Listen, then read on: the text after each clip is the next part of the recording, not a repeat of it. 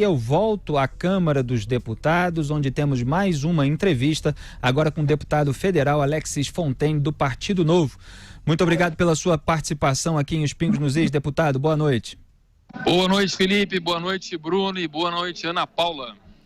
Deputado, como é que o senhor explica essa posição do Partido Novo, diferente do governo e da oposição, que fizeram esse acordo, a oposição, para ajudar o governo a que fosse aprovada a regra mais branda para os policiais e o governo ajudando a oposição a aprovar regras mais brandas para os professores? O Partido Novo surgiu com essas bandeiras liberais e agora nessa votação está cumprindo o que reza a sua cartilha, é isso?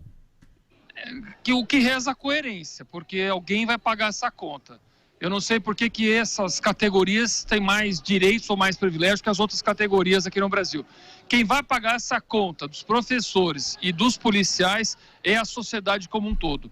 Então, quando a gente começa a fazer essa observação e essa análise, é óbvio que a gente é contra. Não é possível que tenha devolvido integralidade, paridade para os policiais federais e para os professores, novamente, uma redução muito grande na idade mínima e da contribuição.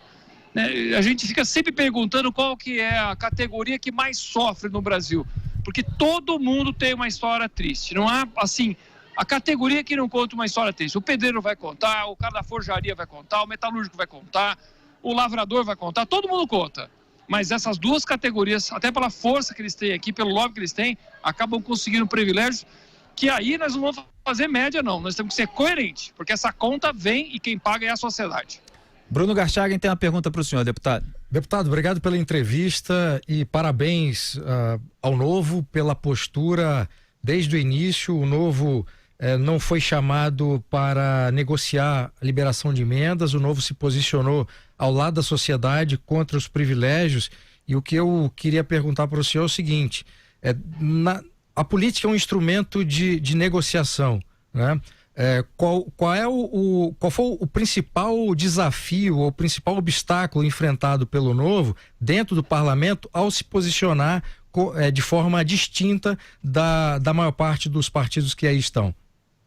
Olha, não houve de forma alguma constrangimento, nem fomos criticados de forma pura, porque era coerente, era a nossa posição, todo mundo tinha de forma muito clara. Na questão de chamar para negociação, mesmo se chamasse, não ia adiantar muita coisa. Então, não vão chamar realmente um partido que não vai aceitar negociações ou apoios em função de troca de emendas. O nosso apoio era incondicional, era já um apoio, vou dizer, antes mesmo do Bolsonaro ser eleito, porque era claro que a reforma da Previdência era necessária e urgente para o Brasil, para poder acertar as finanças públicas. Então, nesse sentido, não nos chamaram, mas, por outro lado, tivemos uma conversa séria com a liderança do governo, porque não é o fato de que nós não vamos entrar nessa negociata que a gente também não quer estar sabendo das histórias das negociações. Isso é importante, nós não podemos ser excluídos da política. Então, nesse momento, nós até fizemos uma menção hoje de manhã ao general Ramos, que falou: olha, nós queremos estar dentro das conversas, apesar de que o que nós queremos em retorno é o reconhecimento da defesa e do apoio às medidas econômicas tomadas pela equipe do Paulo Guedes. Deputado, Ana Paula Henkel, a nossa atleta olímpica e comentarista Ana Paula do Vôlei, tem uma pergunta para o senhor lá dos Estados Unidos, em Los Angeles. Diga, Ana. Deputado, eu vou sair um pouquinho da esfera do que está acontecendo agora, mas vindo da experiência de agora nessa votação da reforma da Previdência. A gente sabe que a reforma tributária já está aí no radar, tem 2 textos já correndo paralelamente sobre a reforma tributária, que provavelmente será a próxima reforma a entrar aí na esfera nacional e no debate público. Mas o senhor não acha que, vindo dessa experiência do que tivemos e vimos aí na votação da reforma da Previdência, uma reforma política também não seria urgente? Seria. Muito bem observado, mas a próxima reforma é a tributária. É uma reforma diferente, porque ela não tem aspectos ideológicos dentro dela. os atores vão ser outros, os stakeholders vão ser outros, vão ser estados, municípios, as atividades econômicas que acontecem na própria sociedade, né? Então são grupos de interesse como, por exemplo, a área comercial, como a área industrial, serviços, várias outras atividades. Agora, a reforma política, ela é necessária até para a gente depurar melhor e fazer aquela troca da água contaminada e suja, que começou nessa legislatura. Nós percebemos que aqueles movimentos de rua, aquelas pessoas que estavam na rua, foram eleitas. Eu mesmo fazia parte de um grupo de Campinas que eu criei, que era o Turma da Vassoura, muito ativo. Então tem uma certa troca de água. E agora tem que ter também uma nova troca de água para esse novo pleito agora, né? Esse novo certame para acontecer dos municípios, para a gente ter cada vez maior representatividade. Então é de fato, mas a tributária agora, Ana Paula, ela é importantíssima porque é ela a base da economia, é ela que gera o ambiente de negócio. E nós conhecemos que o nosso sistema tributário é um dos piores do mundo. Eu estou muito envolvido nessa reforma, sou empresário, sou usuário que ainda sobreviveu do sistema tributário brasileiro. Então nós temos que tomar muito cuidado. Vai ser uma reforma complexa, muito mais longa, porque nós vamos mexer na troca das turbinas do avião Brasil que está em pleno voo. Deputado, nós entrevistamos o ministro-chefe da Casa Civil, Onyx Lorenzoni, antes do senhor, ainda hoje nesse programa, e ele minimizou o impacto fiscal dessas regras mais brandas, tanto para policiais quanto para professores, além de mulheres e até homens da iniciativa privada. O que foi debatido aí, até dentro do Partido Novo, a respeito desse impacto? Porque ficou a impressão, com a entrevista do ministro Onyx Lorenzoni, que vai haver, de fato, uma economia aos cofres públicos de mais de 900 bilhões de reais, pelo menos de acordo com as alegações dele. O senhor acredita que essas regras mais brandas desidrataram o texto da reforma da Previdência de uma maneira realmente impactante? O senhor tem alguma estimativa desse impacto? Nós fizemos algumas estimativas, mas tem uma frase do Jack Welch, que era o presidente da General Electric, que ele dizia o seguinte: lucro é uma opinião, caixa é um fato. Então, a economia é uma opinião. Caixa que nós vamos ter que pagar é um fato. A estimativa do Partido Novo é que já foi para o ralo aí uns 250 bilhões com esses privilégios que foram concedidos para essas categorias e mais outros detalhes que estão sendo negociados ainda hoje. Mas é obviamente que esses números, eles são muito difíceis de apurar. Nós estamos falando em bilhões, em 10 anos, numa economia que vai se movimentar, num bicho que está vivo, né? Então, são estimativas que sempre são muito grandes, números enormes. Nós estamos falando aqui 20 bilhões, 80 bilhões, como se fosse pouco dinheiro. O impacto é absurdo. Mas a estimativa que nós fazemos, Partido Novo agora, é que já foi pelo menos aí uns 250. Nós estamos então em 750 bilhões de economias. Bruno Garchag. Deputado, a respeito dos estados e municípios, né? O Novo acabou retirando a proposta de inclusão dos estados e municípios para não atrapalhar a votação da reforma. E como é que vai ser daqui para frente? Vai ser o seguinte, aprovado aqui na Câmara, isso vai para o Senado já está acordado de que eles vão reincluir os estados e municípios, mas eles vão criar o que nós chamamos de PEC paralela. Eles não vão incluir na PEC 06, né, para poder voltar as duas para a Câmara. Nesse momento, a PEC que inclui os estados e municípios vai tramitar novamente por uma nova comissão CJ, uma nova comissão especial, onde já foi prometida a relatoria para o Partido Novo. Então foi por isso que nós abrimos mão dessa emenda, e assim a gente dá uma nova chance para os estados e municípios colocarem o seu digital, a sua digital nessa reforma. Porque o que foi muito bem falado pelo Carlos Sampaio é que os governadores do Nordeste, eles queriam o bônus da reforma, mas não queriam o ônus de botar a digital nessa reforma. Então, eles acabaram não apoiando nesse momento. E foi por isso que ela foi retirada, para poder o corpo, né, o texto principal avançar. Então, o acordo é esse que foi feito e dessa forma a gente tenta, no segundo semestre, retornar com essa matéria para tentar reincluir estados e municípios, Porque é quase uma insanidade que essa discussão vai começar a correr em todos os 5.500 municípios brasileiros e nos 26 estados. É muito melhor resolver aqui. Agora, os estados, né, os governadores e os prefeitos têm que botar digital. Não dá para querer ter todo o bônus sem ter o ônus de poder se comprometer. Estamos conversando com Alexis Fontaine, deputado federal pelo Partido Novo, deputado, aliás, aqui de São Paulo. E assim eu complemento a nossa entrevista. Ana Paula, se quiser fazer mais uma pergunta, é só me avisar. Mas eu queria, por curiosidade, inclusive, saber do posicionamento do Partido Novo nas eleições municipais de 2020. Qual é a sua perspectiva, qual é o que está acontecendo dentro do Partido Novo para se preparar para essas eleições? O Partido Novo, como vocês sabem, ele é um partido pequeno, mas que está crescendo assim, exponencialmente em questão de filiados. Mas nós criamos algumas regras para poder dar os passos de forma que a gente consiga suportar o crescimento. Há uma empolgação muito grande e há um medo com essa expectativa de que no crescimento a gente perca o controle e perca os valores principais do Novo. Então, existem algumas regras que as cidades acima de 300 mil habitantes, que tenham pelo menos 150 afiliados ativos, porque nós não usamos dinheiro público, nós não vamos usar dinheiro de campanha, e é bom que seja muito claro isso para todos aqueles que querem ser candidatos do Partido Novo.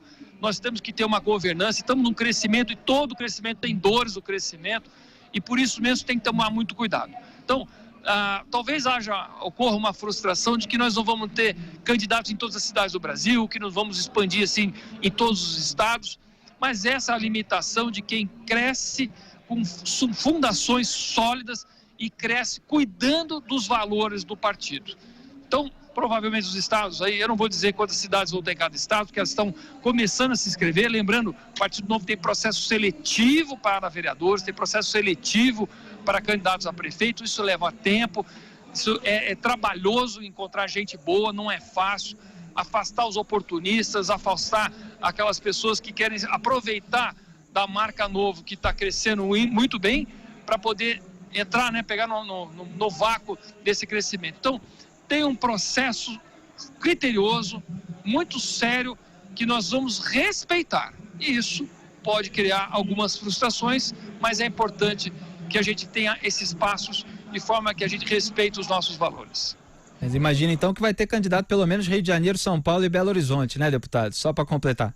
Não, vai ter mais, vai ter Campinas, São José dos Campos, mas veja, toda cidade que tem capacidade, e outras cidades no sul do Brasil, no Nordeste também, nós temos que avançar mais no Nordeste, é uma grande oportunidade no Nordeste, Centro-Oeste, mas todas essas cidades, nós temos que lembrar o seguinte, tem que ter candidato bom, não adianta lançar por lançar. Hoje, se a gente lançasse candidatos em todas as cidades sem critério, provavelmente muitos seriam eleitos, mas essas pessoas teriam muito problema para o partido. Então, tem o processo seletivo e pode ser que tenham cidades que não tenham candidato, por exemplo, a prefeito. Certo. Vão ter para vereadores, mas para o prefeito não, porque nós não identificamos uma pessoa adequada e alinhada com nossos valores. O cuidado é muito grande. Nós temos que afastar aquela ideia de oportunismo, aquela ideia de vamos aproveitar o embalo, vamos, né, surfar essa onda, que é um perigo muito grande de dar um voo de galinha. Nós vamos dar passos muito bem dados. Certo. Ana Paula, a sua pergunta. Deputado, me perdoe insistir nesse tema de reforma tributária, mas é que a gente sabe, né, que uma reforma tributária ela pode trazer muitos benefícios para a economia. Nós tivemos aqui essa semana o senador Oriovisto Guimarães dizendo que a possível reforma tributária no Brasil não contempla corte de impostos, como a reforma tributária da administração Trump teve aqui como um ponto crucial nos Estados Unidos. A gente sabe que o Novo tem um DNA forte no liberalismo econômico, mesmo que esses textos não contemplem algum corte de impostos, o Novo pensa em tentar incluir isso na proposta para a reforma tributária? Ana Paula, eu como empresário sou a pessoa que mais se envolve na questão de tributos. Eu fui eleito com a pauta da reforma tributária e com a pauta da desburocratização. eu vou falar uma coisa que talvez choque muita gente. Essa reforma não vai diminuir a carga tributária nesse momento. Por quê? Porque o Estado brasileiro é do tamanho da carga tributária, com mais um déficit de mais ou menos 130 bilhões por ano.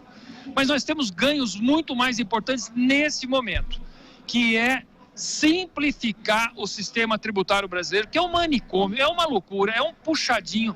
Foram criando enormidade de tributos que geram contenciosos, que geram, na questão de você fazer a tributação na origem e não no destino, uma decisão de investimento baseada em subsídios tributários, é Estado e município dando um monte de subsídios que acabam não voltando para a população, porque essas empresas se instalam nos lugares onde elas não têm a maior vocação.